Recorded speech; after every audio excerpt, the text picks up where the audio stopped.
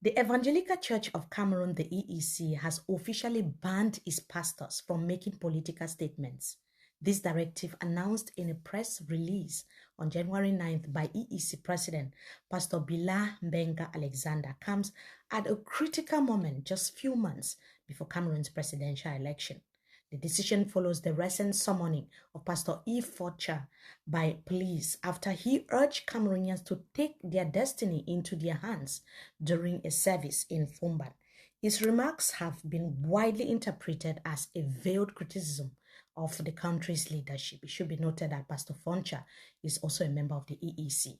Now, Pastor Mena emphasized that any political position taken by the church must first be authorized by the General Synod, stressing the importance of avoiding statements that could mislead public opinion or church members.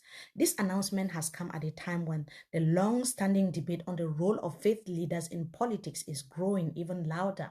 Cameroon's political climate is fraught with tension as 91-year-old President Biya, who has ruled the country for 42 years, considers yet another term in office. This potential candidacy has already drawn sharp criticisms from prominent religious figures, including the Catholic Archbishop of Douala, Samuel Kleda.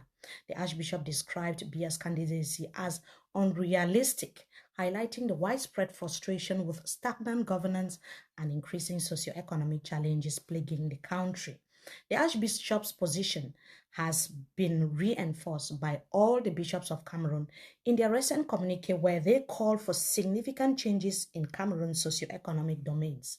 The EEC's gag order raises critical questions about whether religious institutions should remain neutral or actively engage in shaping the moral and political fabric of the society. Critics argue that silencing pastors undermines the church's historical role as a voice for the oppressed and a champion for justice. Many believe that religious leaders have a moral duty to address systematic injustices and advocate for the voiceless, drawing parallels to biblical figures like Moses, the prophets, and Jesus Christ, who stood against tyranny, oppression, and injustice.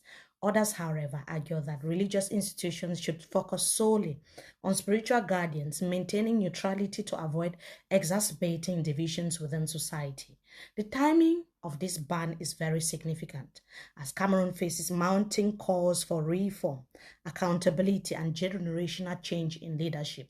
Religious leaders wield considerable influence in Cameroonian society, often bridging gaps between the government and the citizens.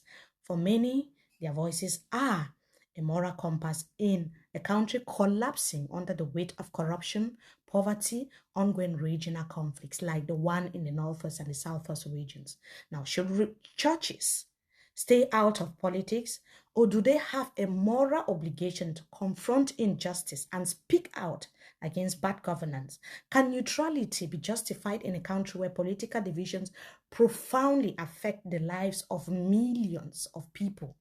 Let us know what your thoughts are in the comment section, and thank you for watching. Goodbye.